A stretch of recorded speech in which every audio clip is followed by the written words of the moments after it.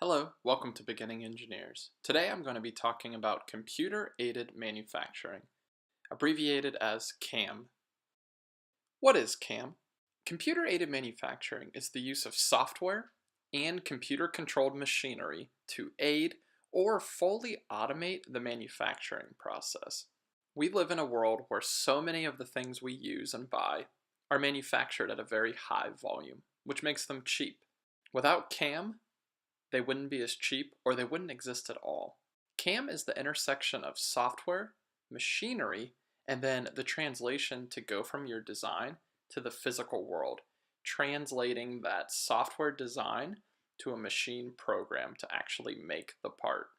Think about that 3D L shape I have there. Sure, with just a few classes and computer-aided design, CAD, you could probably make that pretty easily. It's just a couple rectangles connected. But think about actually making that in the real world. Think about all the different ways you could actually cut that out. Which way are you going to go with your tool? What tool are you going to use? How fast is the machine going to move? How are you going to hold the part? What material is the part going to be made out of? A lot of people with engineering degrees or who work in manufacturing, I think, are very familiar with the design part, your 3D software to actually model these parts. And then I believe a lot of us have met machinists or done a little bit of machining ourselves to make some basic parts in real life. But to really get good at CAM, you have to understand both sides and how to translate from your design to something physical and repeatable so that you can manufacture it at a high volume. So let's dive into an example so you have a better idea of what I'm talking about. Looking at this piece on the right, what all would be involved in manufacturing it? Well, for starters, you would probably need some sort of CNC end mill or a manual end mill, but again, this is computer-aided manufacturing, so something that's computer numerical controlled would be best. So a CNC end mill to mill the different planes, because it looks like there's at least two different levels to this part, if not three. Of course, you're going to need drills to drill the holes. I see at least 7 holes, 2 different sizes, potentially 3. And then you'll notice some of the holes have a countersink, so like that's that angled lip around the circumference of the hole. So many of the holes appear to have this countersink feature, so you need a special tool for that. Your regular drill won't do that, at least not a regular drill bit, so that means you've got to switch out the tooling again just to countersink a couple of the holes. Those 2 holes that look black, do those go all the way through? If not, we need to know the depth. Maybe they're threaded. They kind of look like threaded holes to me. So again, you have to use the drill bit to drill the hole to a certain size. Then you have to come in with a threading tool to add a thread. Is that brighter piece screwed into place? Is there some sort of adhesive or welding? Is it just a tightness of fit? In summary, I say all this not to make it sound overly complicated, but just to show that even for a part that is relatively simple like this one, there is a lot to consider. And even beyond the machine path, the path of the different tools, how is this piece going to be held in place? Can one position allow the machine to put all these features into it, or does someone actually have to change the way this part is held? And the thing to me that's really crazy, as someone who used to be a process engineer and industrial engineer, we so often on the process side take these machine times for granted. We'll say, okay, you put it in the CNC end mill, it takes 400 seconds or 10 minutes, whatever. But you have to think that no matter what the design of the part, someone had to program the machine to follow all these different paths to make it. And if that person isn't an expert at their job or they don't have a lot of experience, there could be room for improvement there. So even on the process side, looking at the way that CAM is involved can save you time in the manufacturing process. So how do we actually tell our machines to work on the part, to cut the part, to drill holes, whatever? Well, we define a tool path and we translate the design into the machinery movements so that the tool paths can be followed. Look at my picture on the top right, point A to B. Imagine designing that tool path. It's not a straight line. That A to B requires a series of different movements that must be programmed into your machine so that you can cut out the desired shape that matches your design. The most common programming language to do this, to control your machinery and move it in a certain way to work on your part, is known as G code, or RS-274. This is the most common computer numerical controlled programming language. G code tells machinery where to move the tools, how fast to move them, and the path to get there. And you can see an example of what G code might look like below that picture of the line on the right. G code has been around since the 1950s and was standardized in the US in the 60s, finalized in the 1980s.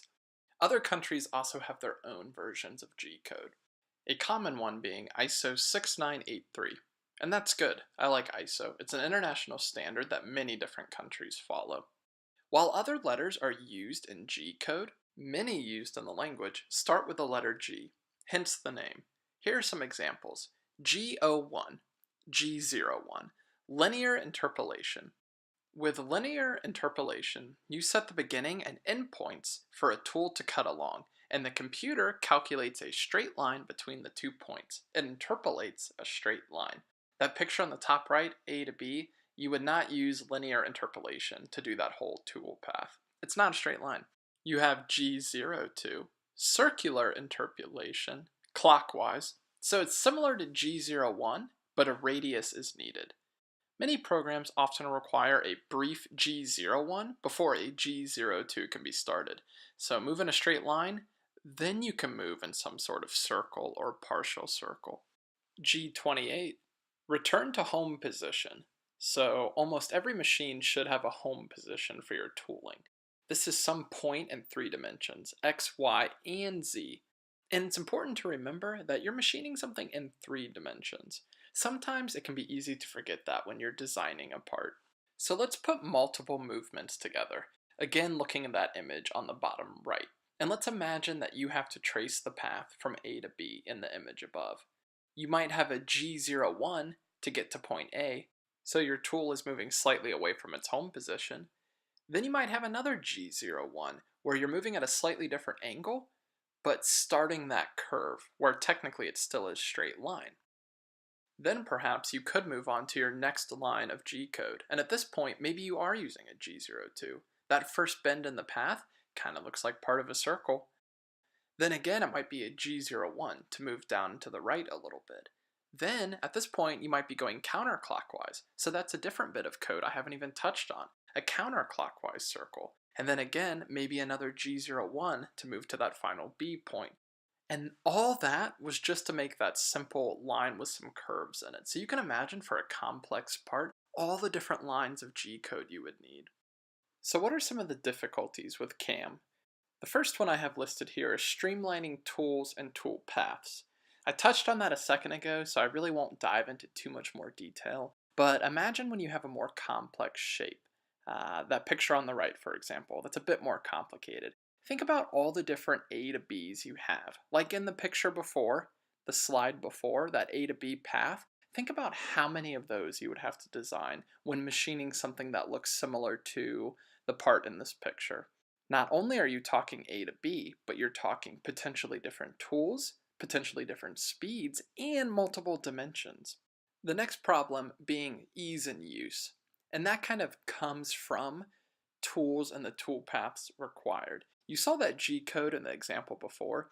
It seems straightforward and it is from a high level, but imagine when you have hundreds of lines of that. Using the software isn't always straightforward, and knowing how to really interface the design with reality, that's difficult. That's why there's degrees for this. That's why you need experience to really get good at this. And the final difficulty is really in many industries, complexity is ever increasing. Think about aerospace and healthcare, 2 industries where we're flying higher, faster, longer, and installing things into the human body that last longer than ever before. Think about how much more complex these devices need to be. So that complexity for these organizations is tough, but for those companies that are strong with CAM, it can provide a competitive advantage. So you want to get into CAM in the real world. What will you be using, and how do you educate yourself? Well, here are a list of very popular CAM or CAM adjacent, so we're talking CAD, computer aided design, PLM, product lifecycle management, software providers. Autodesk, Dassault Systems, Trimble, Electra, MSC software, Parametric Technology Corporation, Sescoy, Siemens PLM Software, SolidCAM. So a lot of these companies, they're in CAM and also CAD. Like all manufacturing related careers in the United States, the demand for CAM expertise is really high. If you want to go the traditional route and get a college degree, there are dedicated computer-aided manufacturing degrees at many colleges. And a lot of community or junior colleges have great 2-year options if you don't want to spend as much money and want to be working right away. There is demand for this that is only increasing. Thank you so much for watching this video. Feel free to like this video or subscribe to my channel. I try to do a video about once every month or two. If you have any suggestions, please leave a comment. I really do make videos based on people's suggestions. Have a great day.